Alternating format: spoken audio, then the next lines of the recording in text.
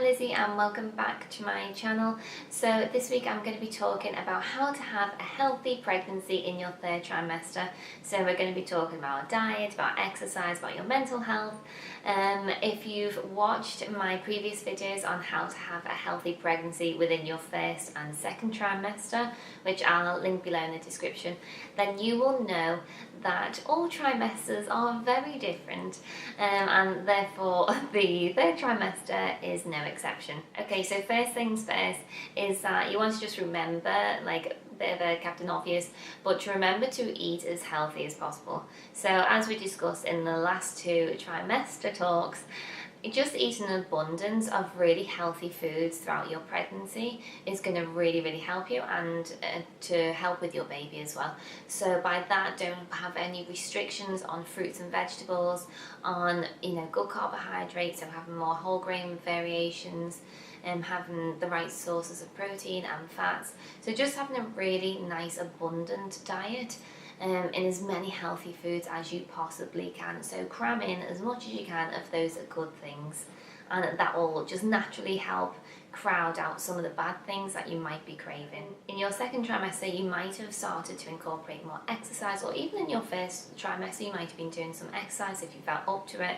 Within your last trimester, your energy levels are definitely going to drop, particularly towards the end, and also your ability to do anything becomes pretty challenging. You will have what will feel like 3 giant watermelons protruding out your stomach. So trying to do exercise is not just mentally challenging, but physically it's hard to pretty much do anything when you've got such a huge weight in front of you. So with that said, how you can adjust it is just by either taking it down a notch from your second trimester. Just do things that feel really good for your body. So I know for me, within this last trimester, just doing things like stretching, really gentle yoga, and walking was just probably the main things I did. I don't think I did much more than that. To start doing things that will help you prepare for the labour, trying to be in more squat positions, trying to open up your hips as much as you can. You can do that with yoga, and just kind of doing things that make you feel good and that make you feel calm as well. Try and get outside if possible, just at least once a day, just to have a little walk. Not only is this good for you, just for your body, just relieves a bit of tension off your body, it just stretches everything out a bit. At the end, I remember walking outside and it was ridiculous how slow I was. And, but I made it an effort, and every day when my husband got home from work, I thought, I don't want to go, but I did. I went out and I just went for a really short walk. That was my goal. Every day I wanted to do that. If I did nothing else, then I just went out for that little walk. I felt so heavy and so stretched. My husband was walking the dog, and the dog had to sit and wait on the pavement until I caught up with him. I was that slow. Anyway, the whole point is just to have that time outside for your body and for your mind. So I really encourage you to do the same, even if you've got nothing left in you. Just try that one, because that really does help. Okay, so the next thing I suggest is to sleep as much as possible. Now, I remember someone telling me this, not only because your body really physically needs more sleep at this point, but I'm not gonna lie and kind of cotton coat it and pretend like everything's going to be magical after you have a baby, is you're going to be exhausted for a really long time. If this is your first pregnancy, then even if you can't sleep in the night, like I couldn't at the time, catch up on that sleep. Don't worry so much. I mean, if that kind of time allows you to do that, but during the last bit of your pregnancy, you really kind of need that before you go into the delivery. It is more challenging to sleep within the last trimester, and you feel uncomfortable. Don't be worrying too much. I think I worried about, oh, well, I've got to do the house, I've got to do this. I had this weird nesting syndrome where I just wanted everything to be cleaned all the time. Next time, I think I'll definitely be more easy on myself and realise that I was pregnant. Just allow yourself to have that time to have little, cat naps, have a little snooze when you can and make the most of it. Next is to get a massage. Don't just get any massage, because certain points which you can't have massage. One of the other things that you can do is see a chiropractor as well. Oh my God, this really helps. Seeing a chiropractor is amazing when you're pregnant and afterwards. Really encourage you to try that one. Try and get a massage if possible. If not, rope your partner into giving you one, or your parents, whoever it is. Now's the time to do that, because your body is so sore and it's so nice to have a massage. In general, but particularly when you're pregnant, you're just so sore. So having a massage is really nice. And if you really can't get access to a massager or someone to help or whatever it is, then try just having baths more often and put some Epsom salts.